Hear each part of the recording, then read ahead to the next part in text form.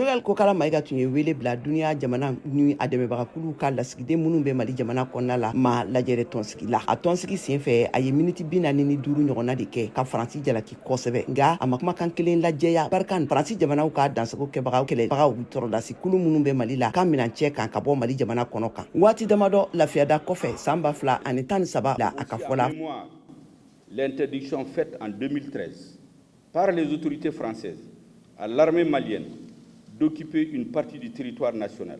Faransi sɔrɔdasiw nana Mali kɔrɔnfɛla bɔ dansago kɛbagaw bolo la a baara carila ka se kunfilanan ma min kɛra jamana tigɛli ye 2 ye ka a fankelen to dansago kɛbagaw bolo ka wagati di u ma ka u yɛrɛ la sinsi kosɛbɛ ka fanga sɔrɔ ne ka tila ka fitinɛ ta ni barika ye kokura san 2014 na ni gɛlɛyaba in waati la Paris ni Bamako cɛla la Choguel Kokala Maïga ye hakilinajigin kɛ deuxième guerre mondiale waati la. On passe le temps à nous dire les soldats français sont morts. Les Américains n'ont-ils pas libéré la France?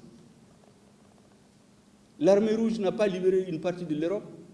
A ye a yira k'a fɔ ko waati la l'Amérique nana Faransi dɛmɛ ka u bɔ juguw bolo la ko nga Faransi ye a jate bɔ waati min na k'a fɔ ko u mago tɛ u la bilen u ye a fɔ l'Amérique jamana ɲɛna k'u ka segin u kɔ k'u ka taa ka b'u ka jamana kɔnɔna na a ka fɔ la yala l'Amérique ye Faransi nɛni o taabolo ninnu kan o waati la wa a y'a yira fɛnɛ k'a fɔ ko Faransi jamanaw marabagaw nana waati min na san 2013 la ko u ma fɔ badabada u ka jamanadenw ɲɛna k'a fɔ ko u bɛna Mali tila 2 ye Choguel ka fɔ la. Nous vassaliser, on peut pas transformer le pays en esclave.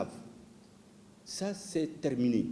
maa si tɛna se ka anw jagoya sirine juru ye ka an kɛ jɔn ye kokura u banna o kuma t'a la tuguni a ka fɔ la ka kɛɲɛ ni tubabuw ka jagoya tile ne a bɛ wele nanzarakan na ko colonisation waati ye Choguel Kokala Maïga ye dɔ fɔ takuba fɛnɛ ma nanzaraw ka dansagow kɛlɛli sɔrɔdasi kulu min bilala sen kan Faransi fɛ takuba a ka fɔ la kɔrɔ de ye kɔrɔbɔrɔkan ani tamasɛkikan na ko npanmuruba o tɔgɔ nin a ka fɔ la ma di kulu nin ma u kunfɛ koyi a n'a kɔrɔ bɛ ɲɔgɔn na.